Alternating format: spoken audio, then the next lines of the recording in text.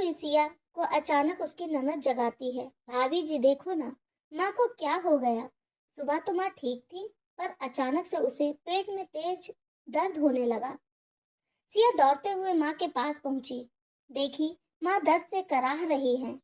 फिर उसने अपनी ननद निशा से पूछा कि माँ जरूर कुछ ऊट पटांग खाई होंगी। तो निशा ने कहा, हाँ, माँ कल रात की बची हुई रोटी खाई थी। सिया माँ जी को पेन किलर देने के बाद निशा को डांटने लग जाती है। तुम जब जानती हो माँ को बासी खाना ठीक से डाइजेस्ट नहीं होता, तो खाने क्यों देती हो।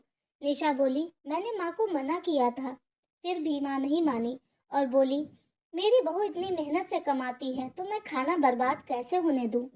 सिया की आंखों में आंसू आ जाता है। समीर के जाने के बाद सिया ने बहुत अच्छे से समीर की सारी जिम्मेदारी उठा रखी थी।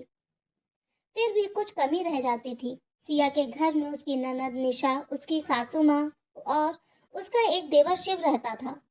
समीर के जाने के बाद सिया ने उन लोगों को समीर की कमी महसूस नहीं होने देने का प्रण किया था। समीर के जाने के बाद सिया बिल्कुल टूट ही गई थी, पर जब उसने रोती हुई माँ जी का चेहरा देखा तो उसे लगा कि समीर सबको मेरे हवाले ही छोड़कर गया है।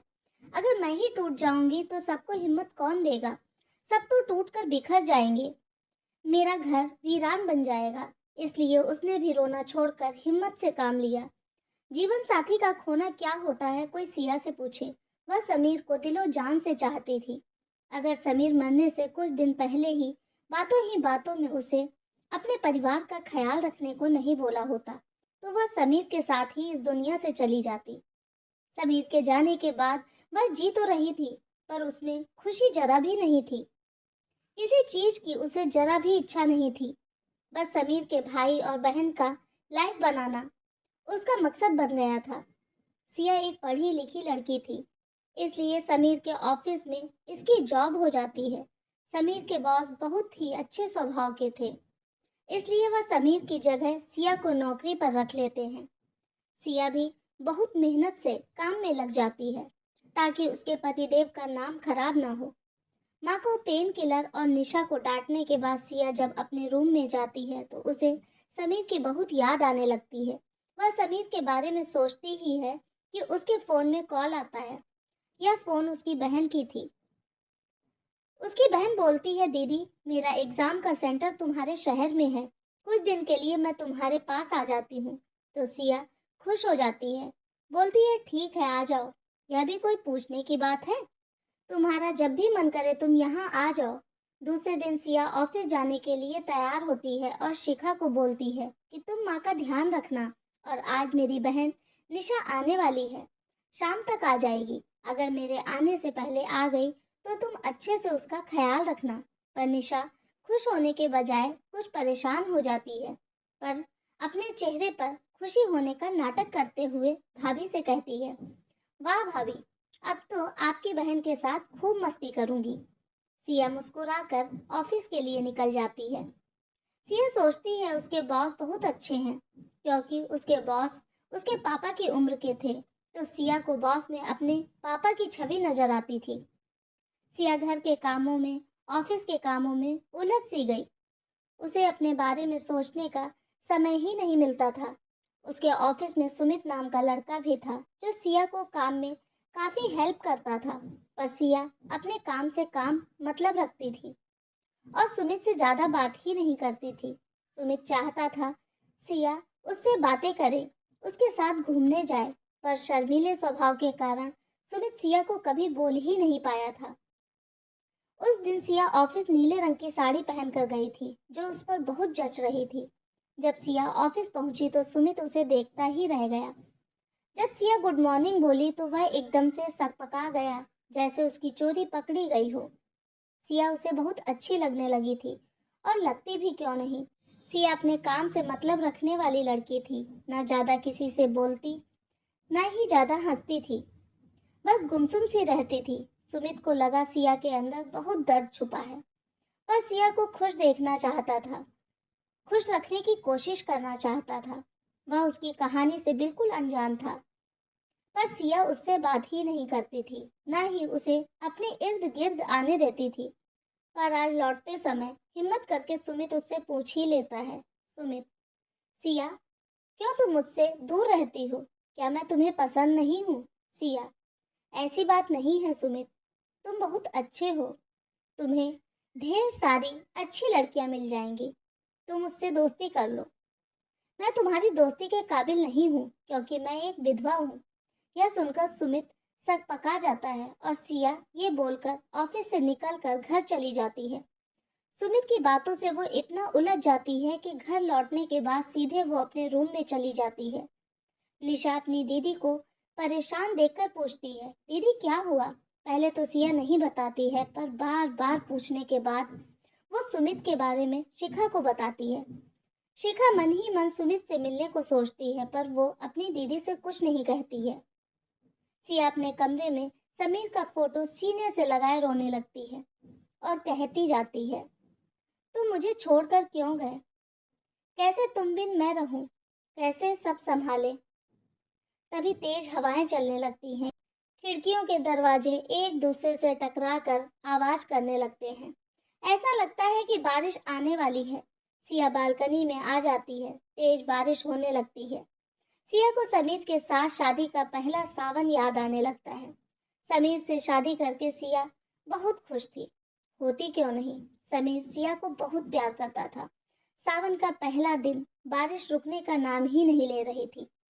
सिया समीर से कहती है, देखो ना, आज सावन आया। ना मैंने हरी चूड़ियां पहनी हैं, ना ही मेहंदी लगाई है। बारिश भी नहीं रुक रही है। मुझे मार्केट जाना था। आज पहला सावन है। सुहागन को हरी चूड़ियां पहनने से उसके सुहाग की उम्र लंबी होती है।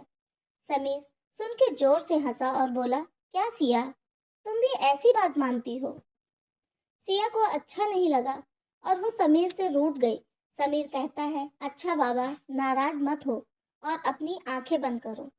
जब वो आंख बंद करती है तो समीर उसके सामने हरी साड़ी, हरी चूड़ियां, मेहंदी, बिंदी, नेल पॉलिश, मतलब श्रृंगार का सारा सामान उसके पास रख देता और कहता है, तुम्हारा पहला सावन है तो मैं कैसे अपनी बीवी को गिफ्ट देना भूल सकता हूँ। सिया बहुत खुश होती है। समीर कहता है, आज मैं तुम्हें अपने हाथों से चाय बनाकर भी पिलाता हूँ। तब तक तुम जल्दी से यह सब पहन के आ जाओ। देखना चाहता हूँ मेरी बीवी हरी रंग की साड़ी में कैसी लगती है। सिया यह सब सोचते सोचते न जाने कब बारिश में भीगने चली जाती है। उसे एहसास भी नहीं होता। जब शिखा उसे आवाज देती है तो उसका ध्यान टूटता है और बारिश से ऊपर आती है। शिखा समझ जाती है कि दी बहुत परेशान है। वह सोचने लगती है, दी की लाइफ को जल्द से जल्द ठीक करना होगा, नहीं तो दी। दूसरे दिन शिखा एग्जाम देने के लिए जाती है और वह एग्जाम देने के बाद सुमित से मिलती है। सुमित से कहती है कि वह उसकी दी को क्यों परेशान कर रहा है। सुमित कहता है कि मुझे सिया अच्छी लगती है, पर मैं नहीं जानता था कि सिया विधवा है। शिखा सुमित की पूरी बात सुने बिना ही कहती है, मेरी दी विधवा है तो क्या हुआ, उसे दोबारा जीने का कोई हक नहीं है। तुम जैसे घटिया लड़के की सोच की वजह से ही हमारा समाज पुरानी दकियानुसी बातें ही मानते रहता है, कभी आगे नहीं बढ़ता हमारा समाज। अगर मेरी दी विधवा नहीं होती तो तुम दी से शादी करते ना। अब जब सच्चाई तुम्हें पता चल गई है तो तुम पीछे हट रहे हो। बीच में रोकते हुए सुमित कहता है, अरे मेरी माँ, पहले मेरी बात तो सुन लो। मैं सिया से शादी करने के लिए तैयार हूँ, पर सिया मुझसे प्यार नहीं करती है। इतना कुछ सुनाने से पहले क्या तुमने अपनी दी से पूछने की कोशिश की?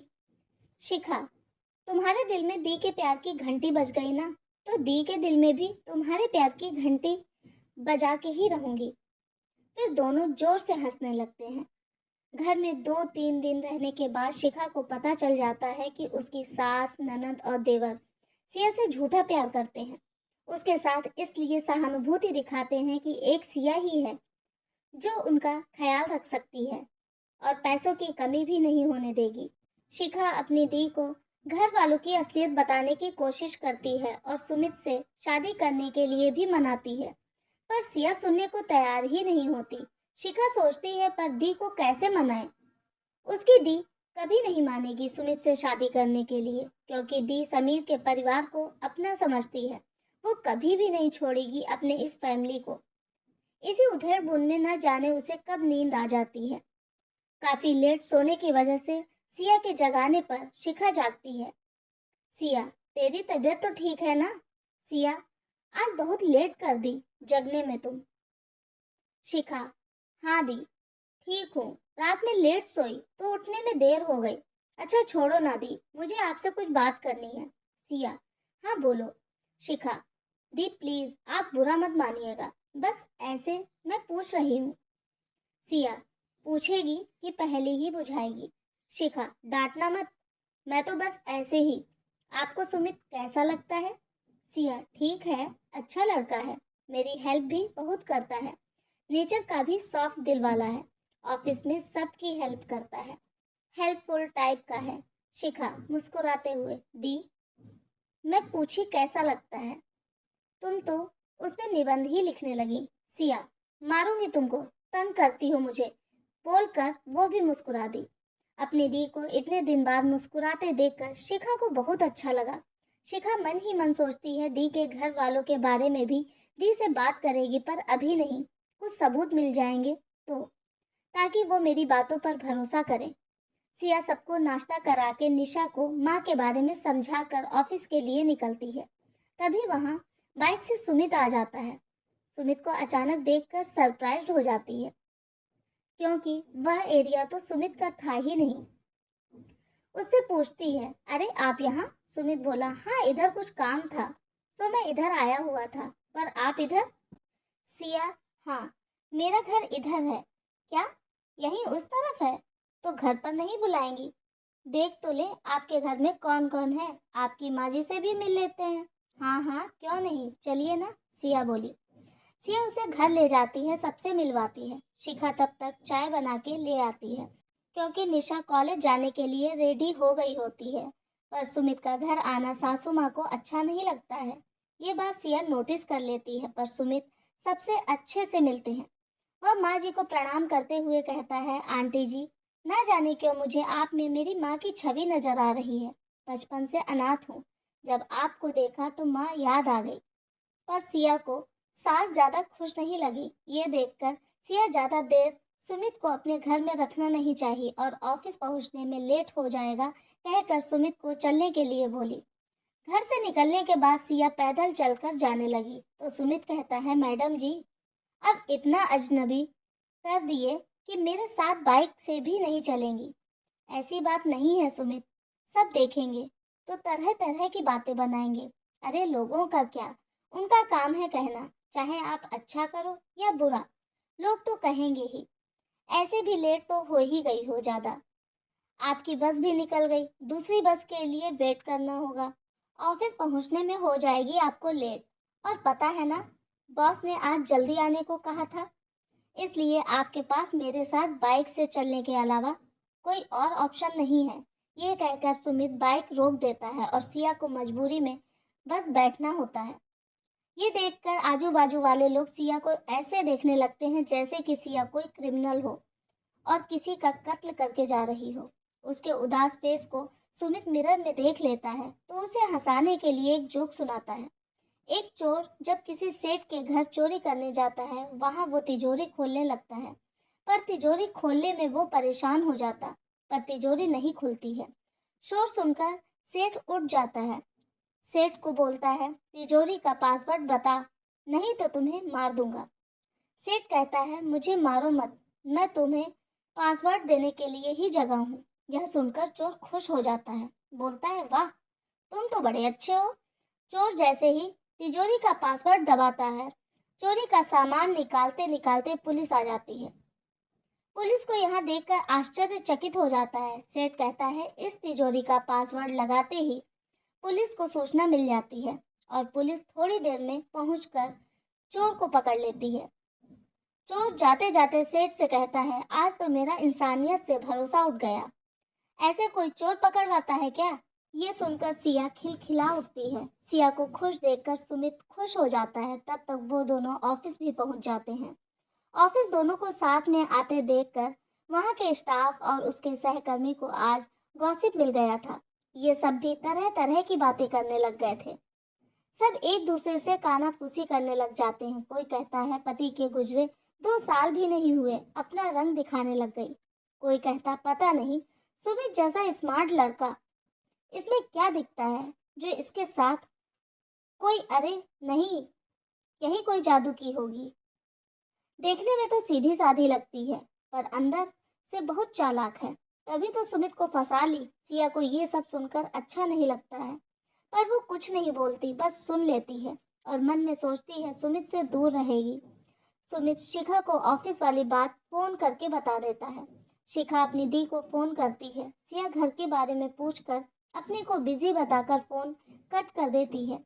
सुमित अपने काम में लग जाता है ताकि सिया को ना लगे कि ये इसके पीछे पड़ा है, पर अंदर से उसे सिया के लिए बहुत बुरा लगता है। वो सिया के साथ रहना चाहता है। जो ऐसी वैसी बातें सिया के बारे में बोल रहे थे उसको मुंह तोड़ जवाब देना चाह रहा था कि इसने ऐसा कौन सा पाप कर दिया जो आप इसको ऐसा सुना रहे। सिया को अपनी पसंद की जिंदगी जीने का हक नहीं है क्या? पर वो मजबूर था। अगर वो ऐसा करता तो सिया और दूर हो जाती। सिया को वो खोना नहीं, पाना चाहता था। वो जान गया था उसकी प्रेम कहानी आसान नहीं है। उसे बहुत सारी परीक्षाओं से गुजर कर ही सिया को पाना होगा। लंच ब्रेक में सुमित मोबाइल में दीप्ति का फोटो सबको दिखाते हुए, अरे देखो हमारी दीप्ति तो कपड़ों के जैसे बॉयफ्रेंड बदलती है, इसलिए शायद सबको अपने जैसा समझती है दीप्ति। सुमित ये क्या मजाक है? मेरा फोटो तुम सबको दिखा के मुझे यूं सरेआम नीचा नहीं दिखा सकते हो। यह मेरी लाइफ है, मैं जैसे चाहूँ जीऊँ। तुम बोलने वाले होते कौन हो? सुमित, एग्जैक्टली, मैं कोई नहीं होता दीप्ति, पर जैसे ये तुम्हारी जिंदगी है वैसे ही सबकी लाइफ होती है। तुमको भी हक नहीं होता किसी की लाइफ में कुछ बोलने का। सिया कुछ नहीं बोलती है तो इसका मतलब ये नहीं कि तुम लोग उसे कुछ भी सुनाते रहो और तुम लोग पढ़े लिखे होके ऐसी भद्दा कमेंट करते हो। अच्छा नहीं लगता यार। सिया को भी हक है अपनी जिंदगी जीने का, अपने अनुसार चलने का। तुम लोग सपोर्ट करने के बजाय उसका अपोज कर रहे हो। दोस्त ऐसे होते हैं क्या? अगर दोस्त ऐसे होते हैं तो इंसान को अकेले रहने में भलाई है। ये सब बातें सुनकर दीप्ति को अपने किए पर बहुत शर्मिंदगी हुई और वो सुमित से माफी मांगने लगती है। सुमित कहता है माफी सिया से मांगो। ऑफिस में दीप्ति सबके सामने सिया से माफी मांगती है और सबको कहती है कि आज से सिया हम लोगों की दोस्त है। सिया भी थोड़ा मुस्कुरा देती है। वो समझ जाती है सुमित की वजह से सब हुआ है, पर वो सुमित को कुछ नहीं कहती है।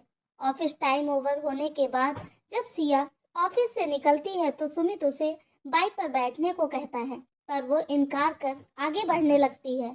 सुमित उसके पीछे पीछे। सिया, ये क्या कर रहे हो सुमित आप? सुमित, कुछ नहीं, बस तुम्हारे पीछे चल रहा हूँ। सिया, सब देख रहे हैं। सुमित, मुझे फर्क नहीं पड़ता। सिया, पर मुझे पड़ता है। सुमित, तुम बैठोगी या मैं खुद का एक्सीडेंट करवा लूं? सिया गुस्से से। अच्छा, अब तुम ब्लैकमेल करोगे? सुमित, हाँ करूंगा, जब तक तुम मेरी दोस्त नहीं बन जाती। यह सुनकर सिया मुस्कुरा के उसकी बाइक पर बैठ जाती है। सुमित उसे पार्क में एक शांत सी जगह ले जाता है। सिया को बहुत पसंद आती है वो जगह। वहीं तालाब के किनारे बैठ के दोनों बात करने लगते हैं। सिया सुमित से कहती है तुम आज अपने बारे में बताओ कुछ। क्या बताऊं अपने बारे में? कभी माँ पापा का चेहरा देखा नहीं। अनाथालय मेरा घर, वहाँ के लोग मेरे सगे साथी। पढ़ने में तेज था, वहाँ के बाबा पढ़ने बाहर भेज दिए, फिर जॉब, फिर तुमसे मुलाकात। आगे अब यही सोच के रखा है कि अनाथालय के लिए कुछ कर सकूं। ये तो हुई मेरी बातें, तुम बताओ, कुछ अपने बारे में बताओ, सुमित ने कहा। सिया सुमित को अपने बारे में कुछ कहने वाली होती है कि घर से उसकी बहन शिखा का फोन आता है। दी प्लीज घर जल्दी आओ। पूछती है क्या हुआ? बोलती है घर आने के बाद ही बताऊंगी। सुमित उसे बोलता है घर तक छोड़ देता हूँ, अंदर नहीं जाऊंगा, इससे तुम जल्दी पहुंच जाओगी, बस के चक्कर में तुम्हें लेट हो जाएगा। सिया हाँ में जवाब देती है। घर पहुंचने के बाद शिखा उसे एक चिट्ठी देती है। यह चिट्ठी उसके देवर शिव ने लिखी थी। वो सिया के सारे जेवर और घर जो माँ के नाम से था चुपके से अपने नाम करवाकर वह घर छोड़कर चला गया था। चिट्ठी पढ़ के सिया को बहुत दुख होता है कि समीर का एक सपना पूरा करने में वह असफल रही। वह चाहती थी शिव को अच्छा जॉब मिले, वो अच्छे से रहे। अब पता नहीं वह कहाँ है। किसी अच्छे इंसान के संपर्क में है या बुरे इंसान के संपर्क में। यही सब सोच के उसके आंसू निकल आते हैं। शिखा बोलती है, दी, उसके लिए क्या रोना, जो तेरे बारे में, घर के बारे में बिना सोचे, बिना परवाह किए सिर्फ अपने बारे में सोचता हो। जीजू के जाने के बाद उसे घर का सहारा बनना चाहिए था, पर नहीं, वह सिर्फ अपने बारे में सोचा और ऐसी गंदी हरकत करके घर से चला गया। इधर माँ का भी हालत खराब हो जाता है, क्योंकि माँ को भी नहीं लगता है कि शिव ऐसी हरकत करेगा। उसे लगा था निशा और मेरे बारे में तो जरूर सोचेगा। दुख के बादल इतने से ही नहीं थे, अभी बहुत कुछ देखना था। दरवाजे पर डोर बेल बजती है। निशा दरवाजा खोलती है, तभी एक अजनबी इंसान घर में प्रवेश करते हैं और अपना नाम मिस्टर गुप्ता बताते हैं। उसके हाथ में कोई डॉक्यूमेंट था। निशा पूछती है, जी आप कौन? वे घर का पेपर दिखाकर कहते हैं कि शिव ने यह घर मुझे बेच दिया है, आप लोगों को इस घर से जाना होगा। यह सुनकर माँ को चक्कर आ जाता है। वह लड़खड़ा के गिर पड़ती हैं। तभी सिया जोर से चिल्लाती है, माँ। उन्हें संभालते हुए जल्दी से बेड पर सुलाती है और एम्बुलेंस को फोन करती है। तब तक निशा उस अजनबी से कहती है कि प्लीज हम लोगों को कुछ दिन की मोहलत दीजिए, फिर हम लोग यह घर खाली कर देंगे। अभी जो हुआ आपने तो देख ही लिया। इस हालत में माँ जी को कहीं दूसरी जगह ले जाना खतरे से खाली नहीं होगा। बस कुछ दिन इस घर में रहने की मोहलत मांग रही हूँ आपसे। अजनबी उसे 10 दिन की मोहलत इस घर में गुजारने की दे देते हैं और कहते हैं उसके बाद आप लोगों को घर खाली करके जाना होगा। तभी एम्बुलेंस आ जाती है। सिया और निशा माँ को अस्पताल ले जाते हैं। अस्पताल में डॉक्टर माँ को देखने के बाद कहते हैं ब्लड प्रेशर हाई होने की वजह से इन्हें चक्कर आ गया था। खतरे की कोई बात नहीं है, पर आप लोगों को इनका ध्यान रखना पड़ेगा। डॉक्टर कहते हैं आप चाहें तो इन्हें घर ले जा सकते हैं या चाहें तो इन्हें आज रात भी इसी हॉस्पिटल में रख सकते हैं। सिया ने हॉस्पिटल में रखना ही सही समझा, क्योंकि रात में इनको कुछ हो जाता तो संभाल नहीं पाती। वो वहां रुककर निशा को घर भेज दी और अच्छे से समझा दी कि घर को अच्छे से लॉक करके सोए। वो सुबह माँ को लेकर घर आ जाएगी। निशा के भेजने के बाद वो माँ के पास बैठकर सोचने लगती है, अब कैसे सब कुछ अकेले करेगी। उसे घर भी ढूंढना होगा, माँ का ज्यादा ख्याल रखना होगा। सोच ही रही होती है, तभी सुमित की आवाज उसके कानों में आती है। उसे थोड़ा आश्चर्य होता है, सुमित यहाँ कैसे हो सकता है? मैंने तो उसे बताया नहीं। फिर भी वह दौड़ के बाहर देखने जाती है। ये क्या? सुमित नर्स से माँ के बारे में पूछते दिखता है। सिया सुमित को अचानक देखकर खुश हो जाती है। उसे अच्छा लगने लगता है, फिर भी अपनी फीलिंग छुपाते हुए कहती है, किसने बताया मैं यहाँ हूँ? जब जान गए तो तुम्हें क्या जरूरत थी आने की? हॉस्पिटल में ज्यादा लोग अलाउ नहीं है। तुम्हें पता नहीं किया, फलाना ढिमका प्रश्नों की झड़ी लगा देती है। सुमित, बस करो मेरी माँ, मैं जा रहा हूँ वापस। और वो जाने के लिए मुड़ जाता है। तभी सिया, आए हो तो माँ से बिना मिले जाओगे? सुमित तो इसी बात का इंतजार कर रहा था। जैसे, अरे कौन जा रहा है, मैं तो देख रहा था तुम क्या कहती हो। ये बोलकर वो मुस्कुराने लगता है और सिया भी मुस्कुराने लगती है। माँ से मिलने के बाद वो कुछ देर के लिए बाहर चला जाता है। सिया को लगता है वो चला गया, फिर सोचती है बिना बताए तो नहीं जा सकता। कुछ फिर शैतानी सोच रही होगी उसके मन में। ये भी ना, हॉस्पिटल में भी शांति से नहीं रहता। फिर वो माँ के पास बैठकर माँ का सर सहलाने लगती है और माँ से बातें करने लगती है। उसकी सास सोचने लगती है, मैं सिया के बारे में गलत सोच रही थी, ये तो अपने से ज्यादा हम लोगों की चिंता करती है। और वो सिया से कहती है, मुझे माफ कर दो सिया, मैंने तुम्हें गलत समझा। सिया माँ जी से, ये आप क्या कह रही हैं? प्लीज आप माफी मत मांगिए, ये तो मेरा फर्ज है। समीर के जाने के बाद आपकी जिम्मेदारी मेरे पे है और इसे हर हाल में पूरा करना मेरा परम कर्तव्य है।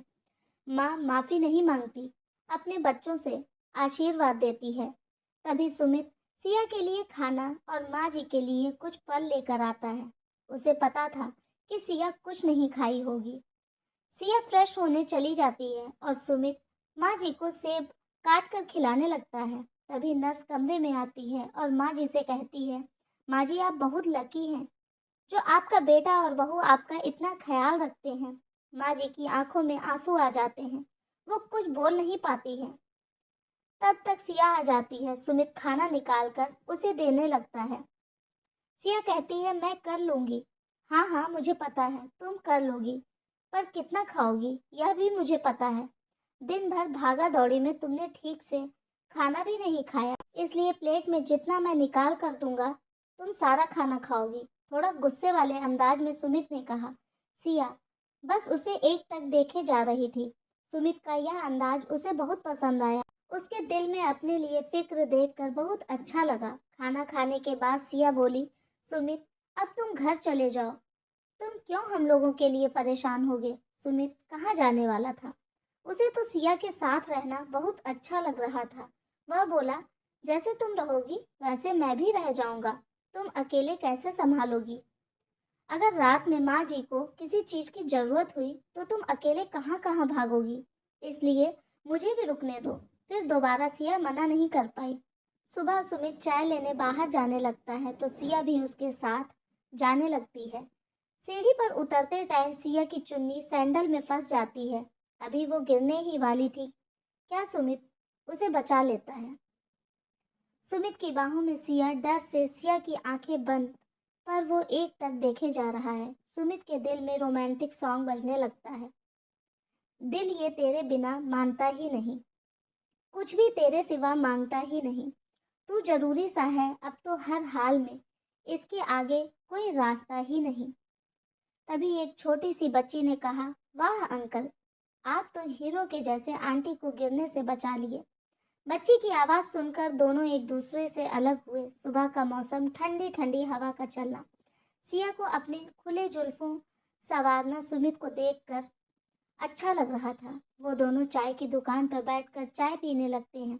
सिया के एक हाथ में बिस्किट, दूसरे हाथ में चाय का ग्लास रहता है, जिसकी वजह से वो अपने चेहरे पर आई जुल्फों को हटा नहीं पा रही है। तभी सुमित अपने हाथ से उसके बालों को संवार देता है। चाय वाले भी देख के बिना बोले नहीं रह पाता और कह ही डालता है कि आप दोनों की जोड़ी बहुत प्यारी है, किसी की नजर ना लगे आप दोनों पर। सिया कुछ नहीं कहती, उठकर माँ के लिए चाय लेकर ऊपर जाने लगती है और मन में सोच रही होती है, ये गलत हो रहा है। मैं सुमित के साथ ऐसा कैसे सोच सकती हूँ? मैं सिर्फ अपने पति से प्यार करती हूँ, क्या हुआ? वो इस दुनिया में नहीं है। उनकी यादों के सहारे मैं पूरी जिंदगी बिता लूंगी। ये सब सोचते हुए माँ के कमरे तक पहुंच जाती है और उनको घर ले जाने के लिए रेडी करती है। इतने में नीचे से सुमित आ जाता है और कहता है, मैंने सारा बिल पे कर दिया है, अब चलो माँ जी को घर ले चलते हैं। सिया को जोर का गुस्सा आया। वो बोलती है, अब बस कीजिए, मुझे आपकी हेल्प की जरूरत नहीं है, मैं खुद कर सकती हूँ ये सब। आप जाइए, मुझे मेरे हाल पर छोड़ दीजिए। आप अपना देखिए, मेरे पीछे आने की कोशिश मत कीजिए। आपने जो बिल चुकाया है, लीजिए वो पैसे। मुझे आपके एहसान की जरूरत नहीं है। हॉस्पिटल के स्टाफ और माँ भी आश्चर्य से सिया को देखने लग जाती है कि सिया ऐसे सुमित से क्यों बात कर रही है। सुमित कहता है, एक दोस्त के नाते मेरा ये कर्तव्य है कि मैं एक दोस्त की हेल्प करूं। मैं सेल्फिश नहीं हूँ जो तुम्हें अकेले सब कुछ करने छोड़ दूं। मुझे आपकी हेल्प की। सिया की बात पूरी होने से पहले ही उसकी सास कहती हैं, घर जाके बात करें, यहाँ सब देख रहे हैं। बच्चे की तरह तुम दोनों यहाँ लड़ रहे हो, मेरा इलाज करवाने आए हो या लड़ने? सिया चुप हो जाती है। सुमित माँ जी को पकड़कर नीचे उतरने लगता है और सामान लेकर सिया नीचे आने लगती है। घर पहुंचकर सुमित सिया की सास से कहता है, माँ जी, मैं सिया से बहुत प्यार करता हूँ, इससे शादी करना चाहता हूँ। मेरा भी इस दुनिया में कोई नहीं है। आप लोगों को देखकर मुझे भी अपने परिवार की अभिलाषा मन में जागृत हो जाती है। सुमित बोलते बोलते रुआसा हो जाता है। मैं आप लोगों को अपनाकर आप लोगों के साथ रहना चाहता हूँ। मैं जानता हूँ मैं समीर की जगह कभी नहीं ले पाऊंगा, पर मैं उसकी कमी आप लोगों को महसूस नहीं होने देना चाहता। मैं हाथ जोड़कर आपसे सिया का हाथ अपने हाथ में मांगना चाहता हूँ। उसकी सास कहती है, मेरे लिए तो ये खुशी की बात है कि सिया का दोबारा घर बस जाएगा। मुझे तुम जैसे बेटे का भी साथ मिल जाएगा, पर मैं अपना निर्णय सुनाने से पहले सिया की अनुमति लेना चाहूंगी। अगर सिया इस रिश्ते से खुश है तो मुझे भी कोई ऐतराज नहीं है। तभी सिया कहती है कि मुझे इस रिश्ते से ऐतराज है। मैं जैसी हूँ, जिस हाल में हूँ, खुश हूँ। मुझे किसी की जरूरत नहीं है। शिखा भी उसे समझाती है पर वो सुनने को तैयार नहीं होती। तभी सुमित कहता है, आखिर वजह क्या है? तुम्हारे ऐतराज का क्या? मैं तुम्हें पसंद नहीं हूँ? अगर मैं तुम्हें पसंद नहीं हूँ तो तुम बोलो, मैं तुम्हारे रास्ते कभी नहीं आऊंगा। ऐसी बात नहीं है सुमित, तुम बहुत अच्छे लड़के हो, पर हमारा समाज हम दोनों के प्यार को गलत नजर से देखेगा। तुम्हें जिंदगी भर ताने सुनने को मिलेंगे कि तुम एक विधवा से शादी किए हो। अगर कोई लड़का लड़की प्यार करके शादी कर लेता है तो समाज उसे ताने देने से नहीं थकता। फिर हमारी बात तो बिल्कुल अलग है। एक विधवा को प्यार करने की इजाजत नहीं है, उसे दोबारा शादी करने का अधिकार नहीं है। मेरी जिंदगी में अकेलापन है और समीर की यादें हैं बस, पर मैं खुश हूँ, बहुत खुश हूँ समीर की यादों के साथ। मुझे खुश होकर समीर की यादों के साथ ही जीना है। इससे ज्यादा खुशियों की हकदार मैं नहीं हूँ, क्योंकि समीर के जाने के बाद तुम अपनी जिंदगी में आगे बढ़ो और मुझे भूल जाओ।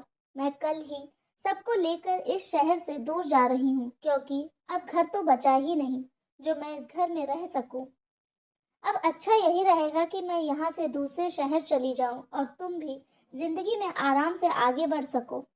हाँ, अगर कभी इस दोस्त की याद आए तो मिलने आ जाना। यह कहकर सिया अपने कमरे में जाकर रोने लगती है, क्योंकि सुमित से नजर मिलाने की हिम्मत नहीं होती है।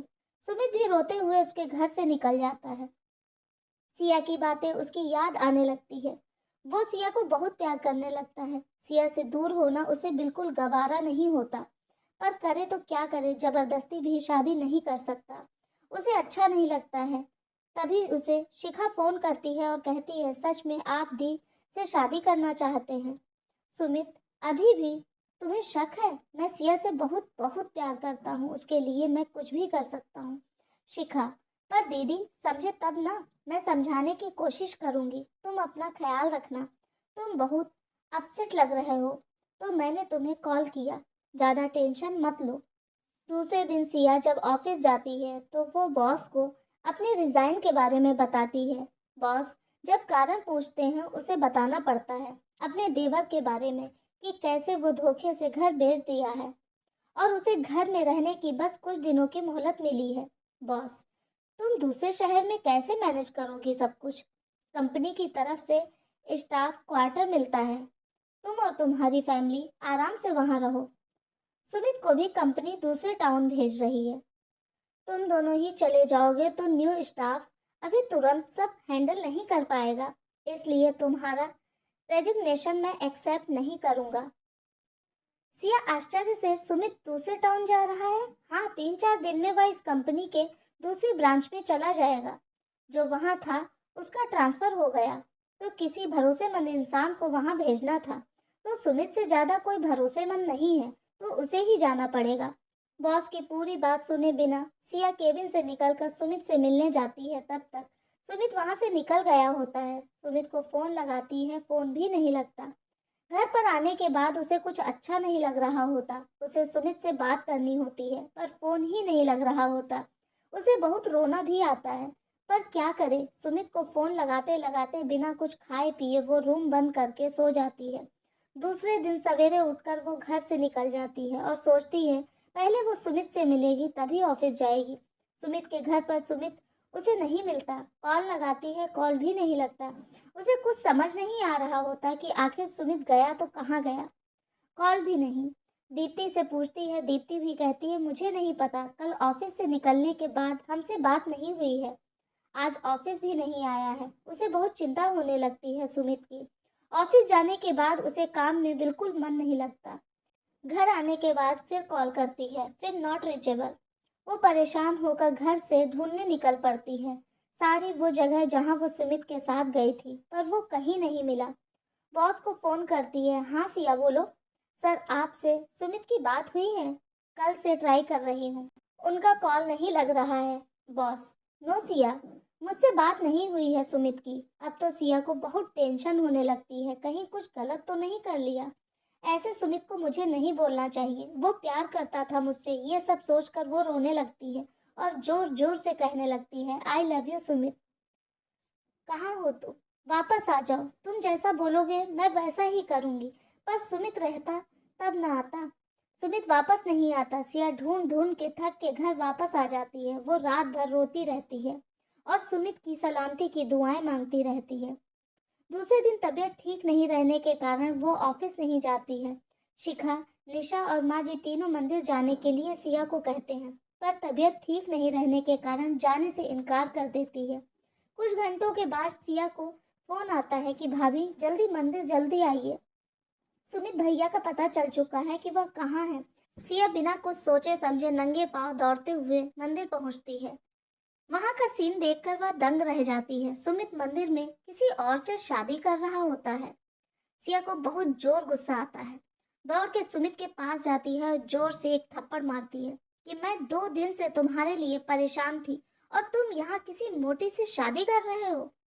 2 दिन से फोन लगा लगा कर मैं थक चुकी हूँ, पर तुम्हारा फोन नहीं लगा और तुम यहाँ किसी और से शादी कर रहे हो।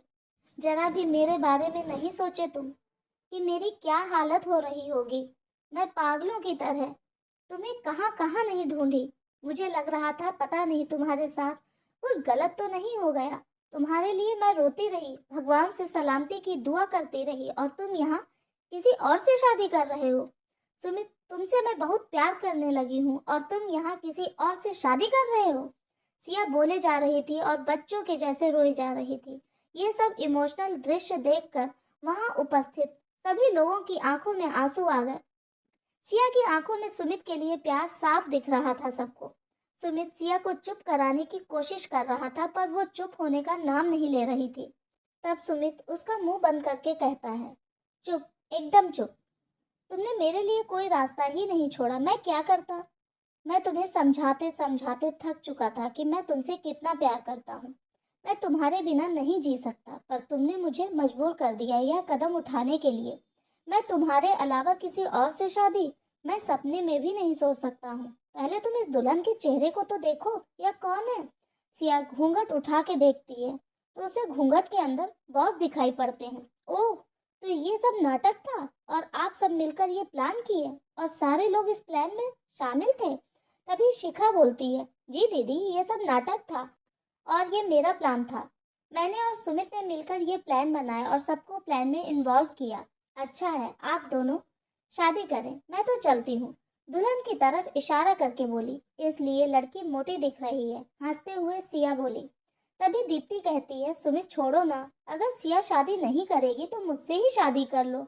ये कहकर दीप्ति सुमित के पास आने ही वाली होती है कि सिया उसे धक्का देते हुए, खबरदार, कोई सुमित के पास आने की कोशिश करेगा तो मैं उसे छोड़ूंगी नहीं, ये सिर्फ मेरा। फिर सारे लोग जोर से ठहाका लगाकर हंसने लगते हैं। शिखा अपनी बहन को दुल्हन की तरह तैयार करके लाती है। सुमित उसे देखते ही रह जाता है। आज सच में सिया बहुत सुंदर लग रही होती है। सिया भी खुश होती है क्योंकि खुशियां दोबारा उसकी झोली में आ रही हैं, वो भी सुमित के रूप में। पर सच तो ये है कि हमारे समाज में विधवा पुनर्विवाह इतना भी आसान नहीं है।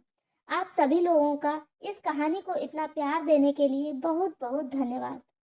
लिखने और बोलने में कोई त्रुटि हुई हो उसके लिए मैं क्षमा प्रार्थी हूँ। आपको यह कहानी कैसी लगी हमें कमेंट करके जरूर बताएं और ऐसी ही इंटरेस्टिंग कहानियाँ सुनने के लिए हमारे चैनल को सब्सक्राइब जरूर करें। थैंक